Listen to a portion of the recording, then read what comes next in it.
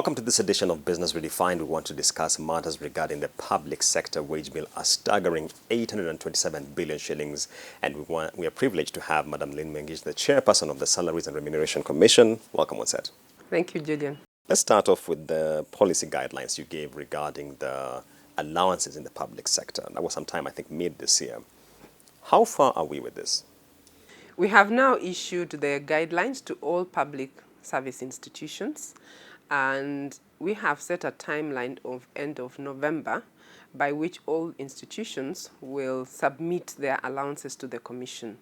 The idea is to ensure that we have a process that we can actually be clear on what allowances are in each of the institutions. So the timeline is end of November.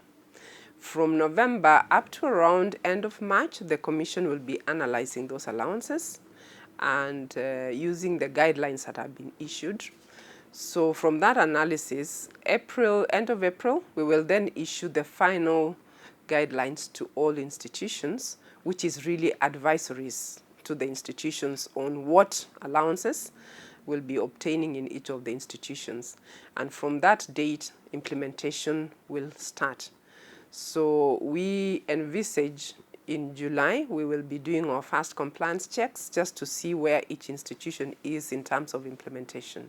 Maybe let's take a step back for those who might not have context behind this. The SRC is recommending that for persons in the public service, their basic salary should not be less than 60% of their gross. What's the rationale behind this?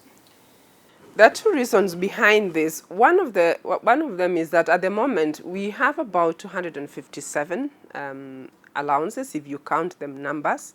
But if you look at the allowances as a ratio of the gross pay, it's anything between 48 to 200%. Now, what does that mean? If you've got most of your pay in terms of allowances, there is less control in how allowances are managed, and it creates a lot of inequity in pay.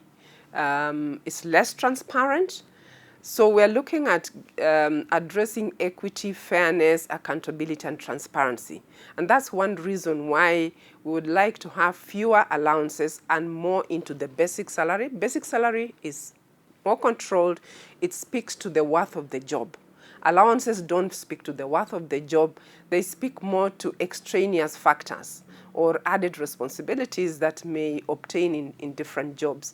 So that's the first reason why this is very, very important, so that we can then achieve transparency, equity, and fairness in pay and ensure that there is the true worth of the job is being remunerated.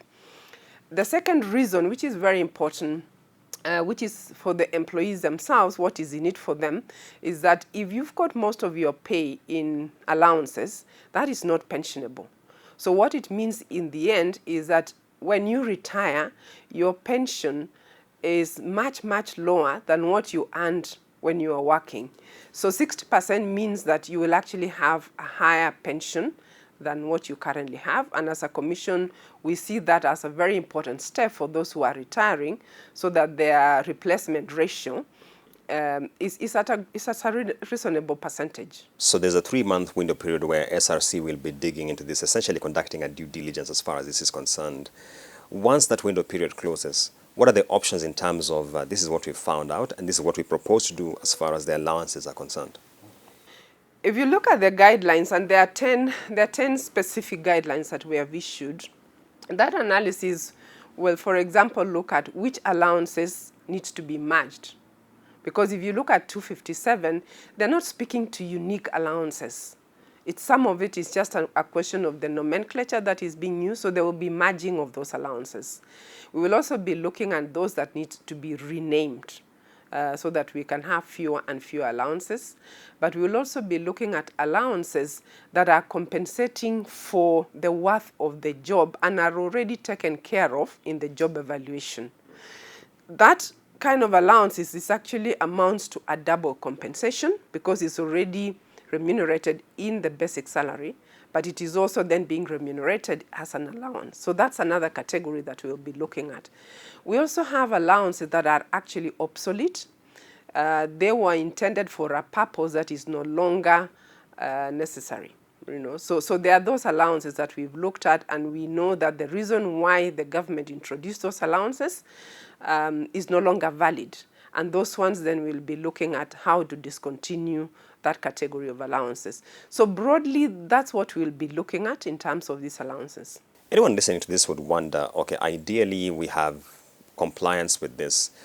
To what degree should this now impact the public sector wage bill in terms of rationalization?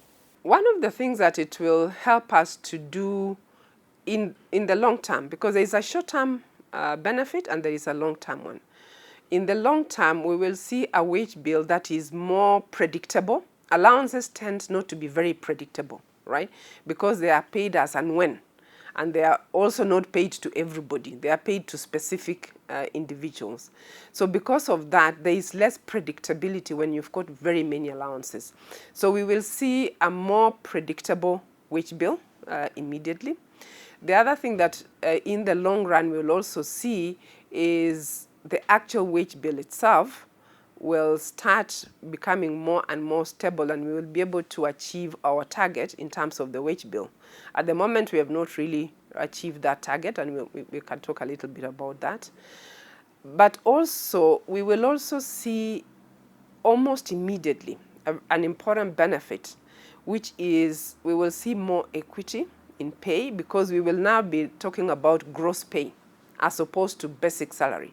So when we compare gross pay level, then you achieve equity. You also achieve fairness. You also achieve transparency and accountability. So for us, those are the really, really important rationale and the benefit that we hope to see in the next few years. And then there is the long term, which is more of the actual impact on the wage bill itself. Madam Mengish, the few public sector players I've spoken to argue that what SRC seems to be blind to is the possibility that the public sector doesn't compensate adequately when they look at it vis-a-vis their peers in the private sector. And their argument always is, allowance didn't just come from nowhere. Allowances had a basis behind them. How do you respond to that? We recently conducted a study in the public sector, actually just last year, to look at is the government losing talent to the extent that you're actually not able to attract and retain. And the outcome of that survey is that actually we've got a 95% retention, right? And within the 5% movement, most of it is movement within the public sector. So what does that speak to? It actually tells us the competition with private sector is really, really minimal. We hardly lose talent to the private sector. Secondly, we also just conducted a salary survey with private sector institutions to look at where our pay is. The target for public sector is to be at the median, and most of our institutions are at the median or slightly above, with the exception of the civil service, which is slightly below the median. So that actually says that we don't have a problem with the pay. We are able to attract, we are able to retain the talent that is required to drive this public service.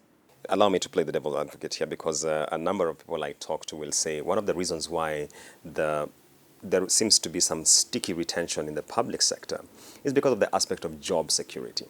And the question always emerges, does it have a perverse outcome in terms of productivity in the public sector? You know, in the private sector, there are grave consequences easily. But they'll tell you, when I go to the public sector, I could get away with many things. Yeah, you're right. That plays a part. That plays a part, because retention is not just about pay, which you rightly said. It is more than just pay. There is job security, there is also your work environment, and many other factors within the environment. For the public sector, job security does play a very important role, and work environment. Those are actually the other two reasons why we have very high retention rate. Your question then is, does that impact productivity in any way? When you have a very high retention of 95%, you can read it two ways. One is to say it means we're a preferred employer, and we're very good, and therefore we are able to do what we ought to do. Or you could say, well, nobody really is interested in attracting anybody from the from the public sector, which is maybe they are not productive and maybe nobody is trying to get them. However, when we look at the ability of the government to deliver, we haven't found any evidence to suggest that that retention is purely because where government is not as highly performing and not demanding as much as it should. It can be argued, but the reality is, do we have the data to support that? And the study that I alluded to earlier, where we were checking on attraction and retention, we did ask some of those specific questions. And we asked the institutions whether they are able to deliver their services with the talent that they have. And the answer was, for most of them, yes. They did not come out to say, I'm unable to attract the correct talent. But having said that, there were a few pockets of institutions that did say that they are not able to retain the critical skills, very highly skilled critical skills. And because of that, the Commission is looking at coming up with a specific policy on retention of the rare and critical skills in the public sector. Let's come back to the issue of allowances rationalization. Starting January this year, the rollout of the public sector superannuation scheme was taking place, and the whole idea is to move public service from defined benefit to defined contribution, where there's actually a deduction for it. Two questions here. One is that do you have any indicative feeling in terms of how that's impacting the wage bill liability that the government faces? The second one is within the context of now rationalizing allowances, because I get this question. So what does this mean for me? Already, I never used to have this deduction, now I have it. Where will this whole policy guideline SRC has given leave me as a public servant? The first one is pension is not part of the wage bill. When we talk about our wage bill today, which is about 893 billion, it does not include pension. But pension is important because it is still part of what is paid out of the revenue. So it still impacts the overall revenue. It is still a pay to the employee.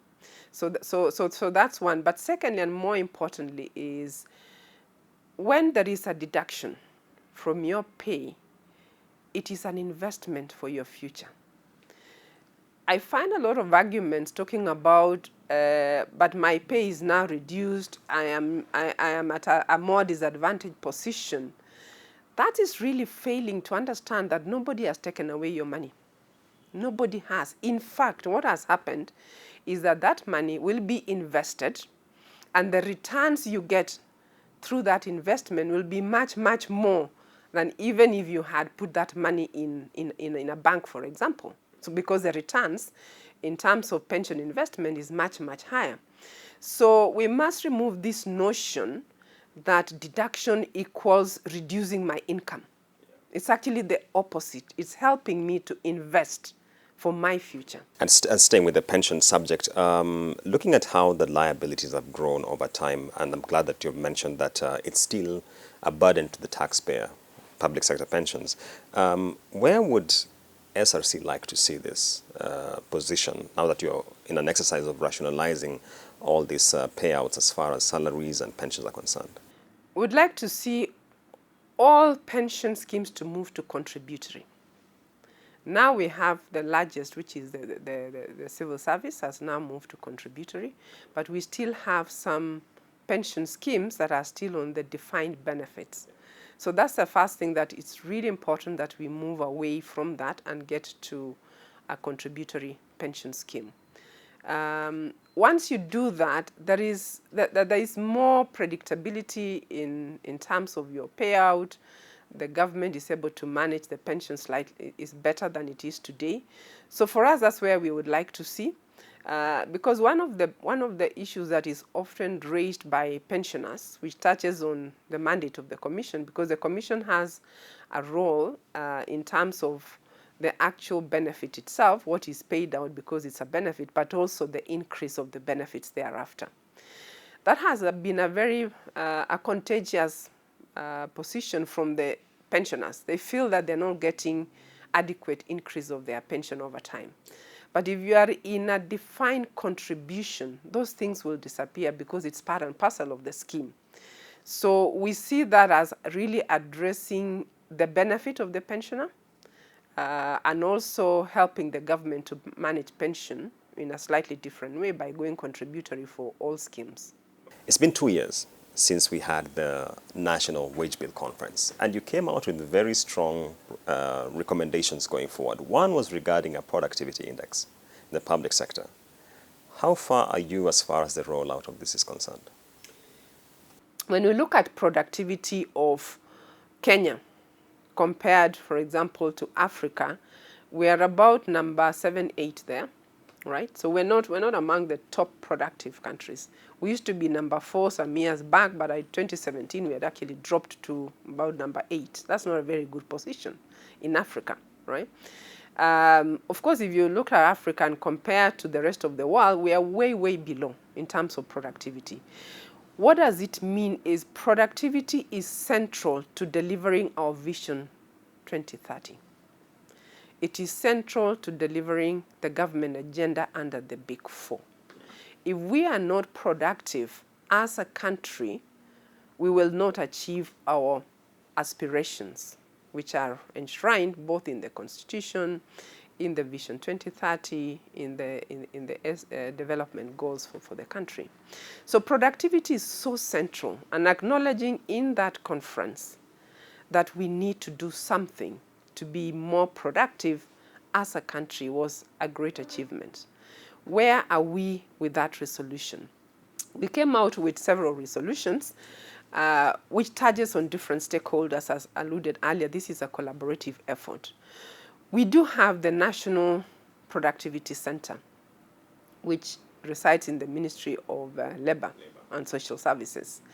And they have the responsibility to formalize a policy around productivity in the country. But we also had resolutions touching on specific sectors to develop productivity indices. Ministry of Health, TSC, and state corporations. So there is a commitment on those 3 areas, but state corporations, we're beginning with a select group of state corporations to begin developing productivity indices. We don't have them today as we speak. We do have performance management systems, which has performance measures, but those are not necessarily productivity indices. So we're beginning with, we don't have the productivity indices in the country to be able to drive productivity. So as we speak today, a few things have happened. One is that the Ministry of Health have really gone ahead with the development of their productivity index. They have not yet released them, but we know that they are in the process. So they have begun the journey, and it is good. They are actually working with other partners, including WHO, as their technical advisor. So that is going on, and it's going on well. TSC as well. TSC is starting with, they already have a robust performance management system. So for them, they have the best. But how then to move from that to productivity indices is a journey they have committed to start. Then for the select state corporations, that one we have already selected the pilot, the institutions that will be in the pilot. The Commission has already developed a framework to reward productivity in these institutions. And we have also, in partnership with Kenya School of Government, developed a curriculum to build capacity of the institutions on how to develop productivity indices. So the curriculum is ready. The Commission has worked with KSG because it's very important to build that capacity. What is productivity indices? How do we develop them? How do we measure them? How do you link that to the performance management? And finally, how do we reward? So overall, we are in a good position because we are beginning the journey. It will be a long-term process, but at least we have started. Madam Mengich, as you would imagine, one of the questions I often receive is that where is the interface between performance contracting and this performance indices, and what should public servants expect as far as how these two interplay are concerned? There is a very important interplay, and one of the resolutions in the conference was actually that we must have a national performance, an integrated performance management policy. Integrated in the sense that today we've got performance contracting, as you rightly said, right? But we need to ensure that that is integrated from performance management all the way to reward and sanctions. That has happened, and that's another achievement from the Wage Bill Conference. We now have that. The driver for that resolution was the Ministry of Public Service and Gender, and they have delivered that resolution. We now have that policy framework, and that is the best. Now, where we are heading is now to develop the productivity indices. So where is the interface? Is that once institutions develop the productivity indices, it must feed into the performance contracting. So that as you do your performance contracting, then the productivity indices becomes the output that will be measured within the performance contracting. So we would like to see this as as an integrated process so that we are not running two separate processes. Now, the performance management processes tend to measure the efficiency of the processes, how good you are at delivering. But we want to move away to outputs, which is the productivity indices. So that will become, it will be integrated, it becomes part of the performance contracting, and that way then we are able to reward both at the end of the day. Section 11 of the SRC Act empowers the Commission on matters regarding the public sector salaries and remuneration review. To the best of my knowledge, this has been frozen for, I think, 2 years or so. The first question that I get, why is this important, that freeze? The freeze is important because it acknowledges the economic condition of the country as we speak. The Commission, as you rightly said, under the SRC Act, has the mandate to review salaries every 4 years. We've got a 4-year review cycle. We went through that process, and that process involved job evaluation, salary surveys, and we came out with a cost implication of 82 billion, right? So that is what would have been an addition to the wage bill. However, one of the core principles, one of the principles in the Constitution is affordability and fiscal sustainability of the wage bill. So the Commission, based on that mandate and based on that principle of affordability and fiscal sustainability, consulted with the National Treasury. This is a time that the pandemic had really ravaged most countries. The economies have been impacted. Kenya was not spared either. Our economic growth was slowing down. So it was very important we had conversations with Treasury that we do not go ahead with the freeze, right? To enable the country to recover from the effects of the COVID-19 pandemic. That the country does require money to jumpstart that economy, and we are already seeing some positive measures there. So that was very important that we do not go ahead. And therefore, the Commission advised all public service institutions to freeze any review of salary structures. I want to emphasize salary structures because within the existing structures, there is still some increase in pay. So it's not that people have no salary increase, they do. It's only that it is within the existing structures, which means that it is not speaking to where the market is, the jobs that have changed over time, and of course there are a number of employees who have reached the maximum. It means they will not have an increase. But by and large, that is the importance of that 2-year freeze. It's acknowledging the economic conditions of our country. And by the way, Julian, this was not just about Kenya. Most countries did take drastic action. And skeptics of the move will tell you that surely 2 years is a long time. One, we're already seeing signs of green shoots in the economy. We are seeing rebound in the numbers we're getting from Treasury and KNBS. The second thing they always say is that if you look at a number of the private sector players who slash salaries, they're reinstating them. Don't you think 2 years was too long? And is there a possibility that before 2 years lapses, you could go back to Treasury and say, hey, we need to have a conversation on this issue? What informed the 2 years was the projected outlook at that point in time. Because as I did say, this was a consultation with the National Treasury. There were projections on how the economy will perform and what does it really mean. And therefore, 2 years was a good projection at that point. What happens then if the economy rebounds completely, like you are alluding to?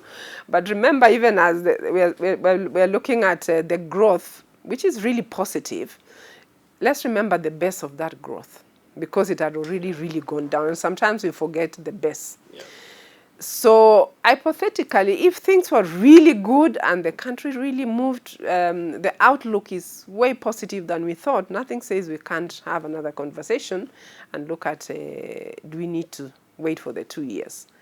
So it is possible, but based on the outlook at that point in time, the 2 years is still the projections that we have. Right, thank you so much. That takes us to the close of our conversation with the chairperson of the Salaries and Remuneration Commission, that is Madam Lynn Mengich, where we have been touching on issues regarding the rationalization of allowances in the public sector, looking at the wage bill more broadly, and also issues regarding the wage bill conference of 2019 and how the resolutions from there are being implemented.